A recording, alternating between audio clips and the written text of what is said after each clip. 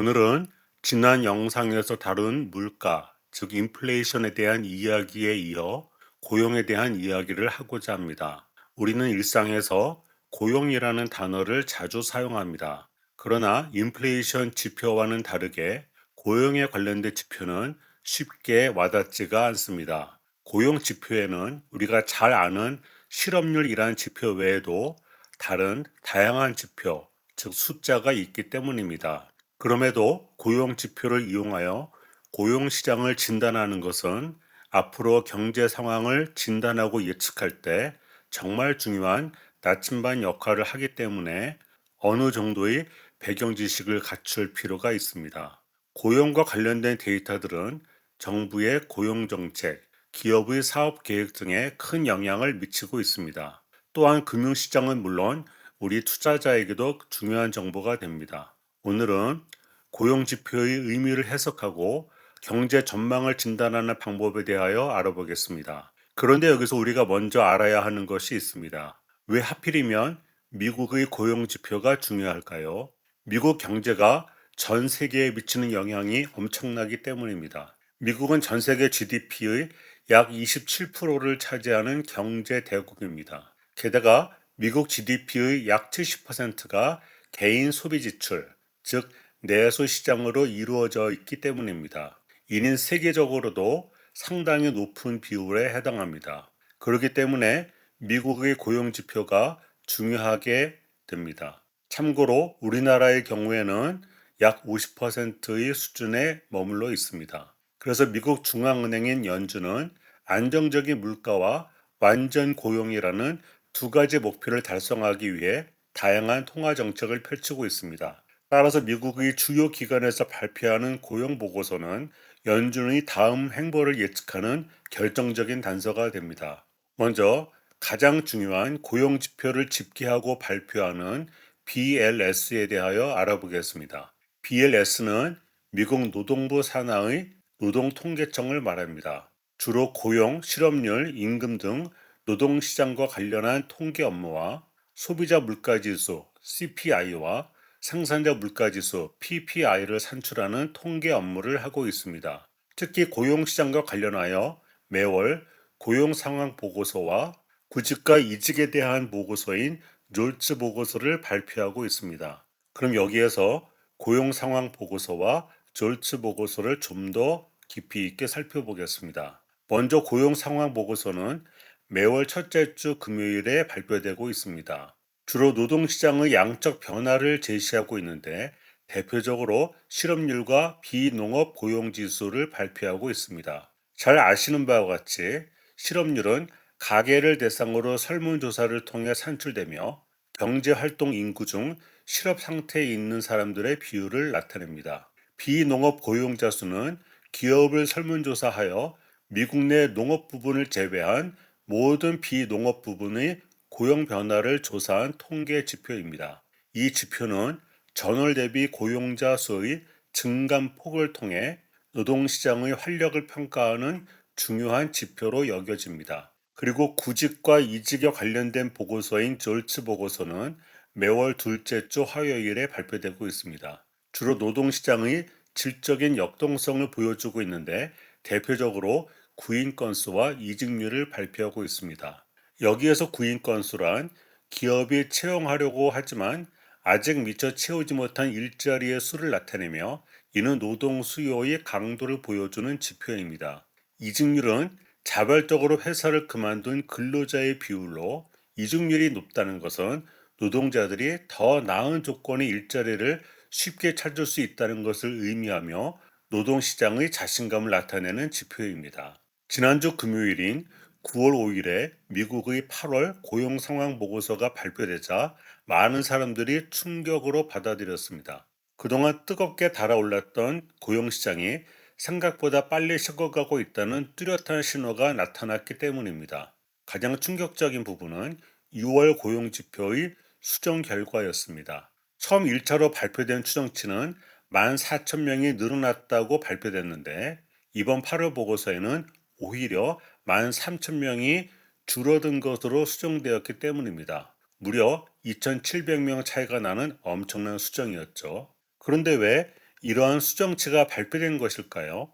사실 BLS가 발표하는 비농업 신규 고용 수치는 최종 확정된 결과가 아닙니다. 매번 미국 전역의 수많은 기업들을 대상으로 조사하다 보니 모든 기업의 응답을 취합하는 데 시간이 너무 오래 걸립니다. 그래서 BLS는 일단 빠르게 경제 상황을 알려주기 위해 초기의 추정치를 먼저 발표하고 나중에 늦게 응답한 기업들의 설문 결과가 들어오면 2개월에 걸쳐 수정해서 다시 발표하는 방식으로 집계가 됩니다.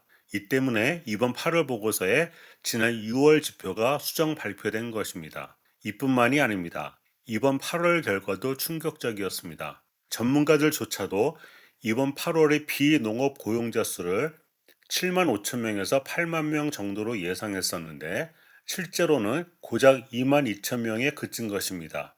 고용시장의 둔화가 이미 몇 달 전부터 시작되고 있었다는 실체가 드러났습니다. 마치 물 아래에서 진행되던 변화가 수면 위로 올라온 것과 같습니다. 이번에는 실업률의 변화에 대하여 살펴보겠습니다. 지난 6월의 실업률은 전월 대비 소폭 하락한 4.1%로 발표되었습니다. 당시에는 시장의 예상치를 밑도는 수치로 노동시장의 견조함을 나타냈으며 연준이 이른 시기에 금리를 인하할 필요가 크지 않다는 신호로 해석되었습니다. 그러나 7월과 8월에 걸쳐 실업률이 계속 증가하여 이제 노동시장이 냉각되고 있음을 확실하게 보여주고 있습니다. 시장에서는 연준이 금번 9월 연방공개시장위원회, 즉 FOMC에서 금리를 인하할 가능성이 더욱 높아졌다는 평가가 지배적이 되었습니다. 여기에서 우리가 참고할 만한 이론 하나를 소개하겠습니다. 즉 필립스 곡선 이론입니다.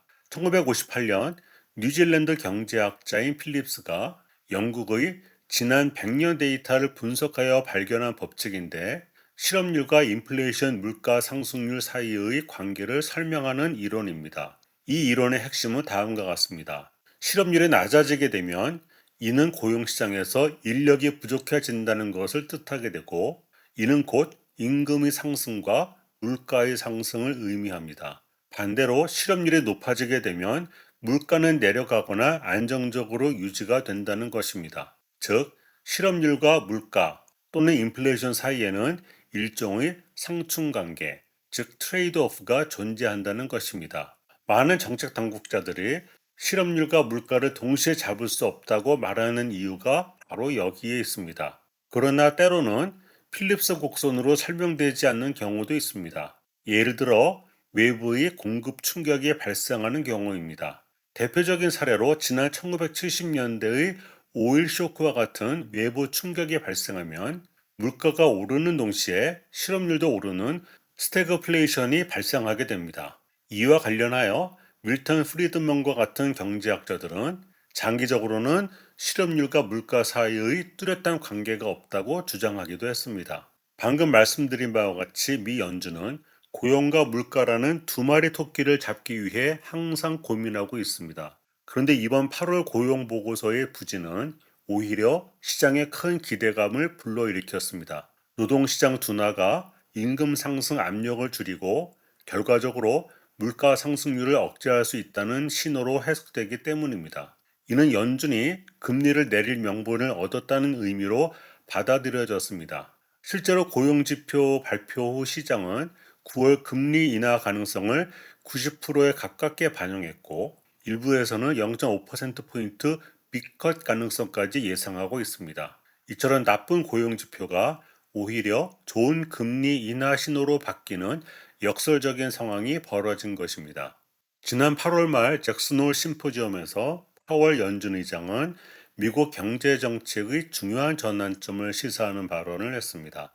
그는 노동시장과 GDP 성장률이 함께 둔화하고 있다고 지적하면서 특히 고용시장에서 고용의 하방 위험이 커지고 있다고 경고했습니다. 이는 그동안 인플레이션 억제에 중점을 두었던 연준의 정책 기조가 인플레이션보다 고용이 더 걱정되는 상황으로 우선순위가 바뀌었음을 의미하는 중요한 신호였습니다. 파월 의장은 현재 노동시장 상황을 기묘한 균형 상태라고 표현했습니다. 기업들의 채용 감소와 수요 공급 모두의 둔화로 고용시장 활력이 떨어지고 있지만 표면적으로는 실업률이 급등하지 않아 안정된 것처럼 보이는 현상을 설명한 것입니다. 이는 결국 연준이 노동시장의 취약성을 인플레이션 리스크보다 더 시급한 문제로 판단하기 시작했다는 것을 보여주며 9월 통화정책회의에서의 금리 인하 가능성을 강하게 시사했습니다.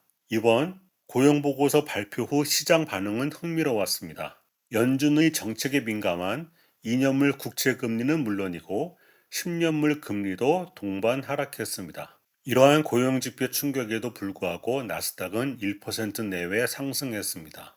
경기 침체까지 가지 않는다면 금리 인하로 인한 유동성 공급이 주가를 끌어올릴 것이라는 기대감 때문입니다. 하지만 러셀 2000 지수는 상승한 반면 뉴욕 3대 지수는 모두 하락하는 혼조세를 보였습니다. 이에 대한 해석은 두 가지로 나뉩니다. 첫째, 시장이 이미 금리 완화 기대를 선반영했기 때문에 추가 상승이 제한적이었다는 것이고, 둘째, 갑작스러운 고용 악화에 시장이 벌써 경기 침체 가능성까지 우려하기 시작했다는 분석도 있습니다. 이제 오늘의 이야기를 정리하겠습니다. 경제 지표를 제대로 이해하기 위해서는 단편적인 수치의 크기보다는 다음 같은 관점에서의 해석이 중요합니다.